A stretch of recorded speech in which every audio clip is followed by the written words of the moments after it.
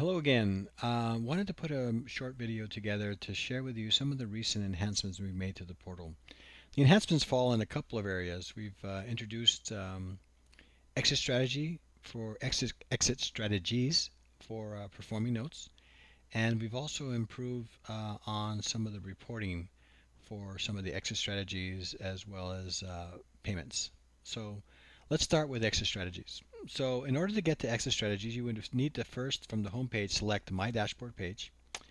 And if you don't have any notes on the portal, you would we have videos available on our YouTube channel that would walk you through how you can get notes added to the portal. So once you have notes added to the portal, in this case, we'll go ahead and review this note in Shreveport, Louisiana, and you do that by left mouse click in the circle area here, which it would add a little checkbox. And once you have the checkbox, then you would need to select Exit Strategies on the icon bar. That will take you to a sort of property page for the note. Gives you an image of the property, some market comparables of sales in the area, some information about the property, bedrooms and square footage, and then some demographic information and market value as well as market rent information. Once you have a feel for that information, in order to get to the exit strategies, you would need to select the strategy icon. And we have two main strategies. So I'll walk you through a scenario for both. And let's start with a scenario where we'd like to resell the property, or not the property, but the note in 6 months. Okay, so I would go ahead and modify this 6 months from now. I'd like to sell this for a profit, so we'll modify the amount here to be 35,000. 5,000. And then we'll go ahead and lock the number of payments because we don't want to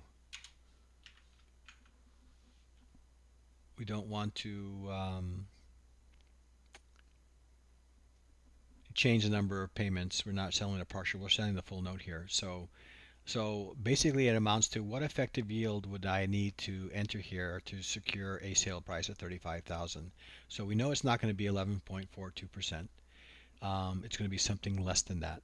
So we'll go ahead and start with 10%, and that gets us slightly under 35,000. So we'll say go a little bit lower, 9.75, and nope, that's not 9.75, and that gets us pretty close to that $35,000 figure. Okay, so assuming that we get 6 months worth of payments, we have some custodian fees as well as servicing fees for that period. So we have a gross proceeds from both the sale as well as payments of 36,957. Costs over that 6 month period of 32,905, which would return a little over $4,000 profit, and over that 6 month period of time, an annualized return on investment of 25%. Okay. Now let's move on to the partial strategy. So we'll go through the same scenario. We'll say that we'll hold the note here for 6 months as seasoning, and let's say that we don't want to sell the full balance, but let's say that we want to sell a good chunk of it. So we'll put in 20,000, and again we'll lock the sale price, and then it's just a matter of what effective yield do I want to offer the investor. So I think a relatively good effective yield is 8. So basically amounts to 80 months worth of payments, and so we've built in 6 months worth of seasoning. That leaves us 178 payments remaining. So we have total payments to maturity of almost 58,000. So we have gross proceeds of 79,745, which is the sale price, the payments that we receive, and the total payments to maturity. We have a cost total of just under 48,000 for overall profit of 32,070. Over a span of 264 months, that generates a 3% return on investment, annualized return on investment. That's heavily influenced by the total time here. So in any case, that's the other thing that we've introduced to the strategies is some reporting. So we have here, we'll drop the resale amortization, but if you wanted to share the amortization schedule with a potential investor, we have here the amortization for the partial. Okay, so we sold about 80 payments here, um, and so this reduction in principal represents the partial. The what's in yellow is the full amortization. So anything beyond payment number 80 would come back to to the note holder, and then you would have the basically the amortizations of the entire note as well as the partial note. So this gives a good visual to the potential investor of how the payments are being distributed. So let's go ahead and go back to strategies, see if there's anything else that I want to call out here. As far as exit strategies go, we have sort of graphical representation of the profit, the total investment, and return on investment for each of the strategies and the time. And so we'll go ahead and walk you through another set of enhancements that we've added to the portal, specifically around payments and payment history. Okay, so let's go back to the portal, and I'm going to see if I can locate a note that has not had any heavy payments made to it against it. So let's see here. So the last payment received was in June. That's a good candidate. So let's go here further down.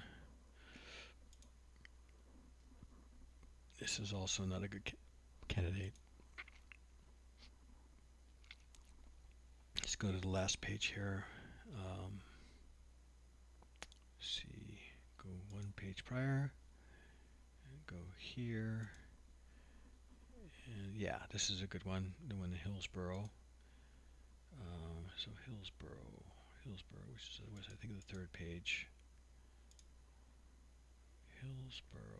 Hillsborough. So we'll choose this note here. So before you can record any payments against the note, you need to tell the portal that you own, that you purchased it. So how you go about doing that is by, again, putting a little checkbox next to the note and going up to the icon bar and selecting the buy sell. In this case, we'll pull up the buy note, and basically the buyer information is already in place.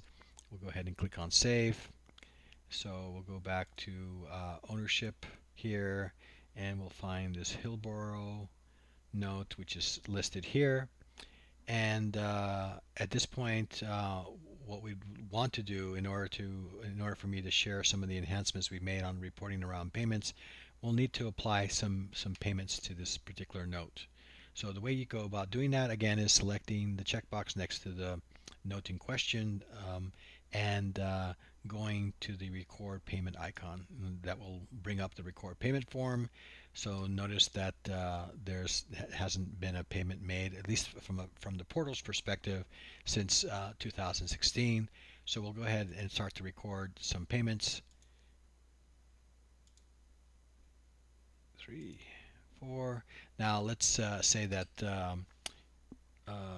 the June payment, he did not make a full payment, so we'll reduce that, and you'll notice the interest and principal has been adjusted accordingly. Because he didn't make a full interest payment, we actually tack on to principal. So we'll go ahead and make that payment. Now the next month he comes back, and let's say that he's made a payment beyond the minimum payment. So again, and that gets tacked on as additional principal. So go ahead and make that payment, and let's go ahead and maybe go through a couple of more examples here. Let's say that again he's made only $100 payment toward the uh, the note, and so again that has a negative impact on, and the negative impact basically adds to the principal again because he's not made the full interest payment.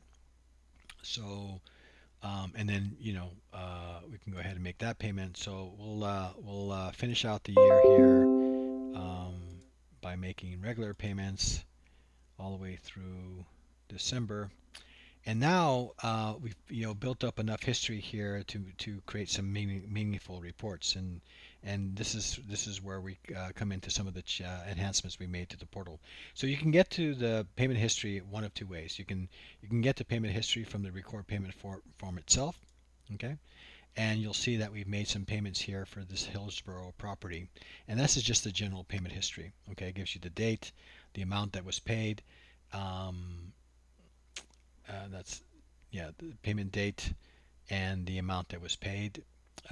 So again, we have the payments. Some payments were above the minimum payment, other payments were below the minimum payment.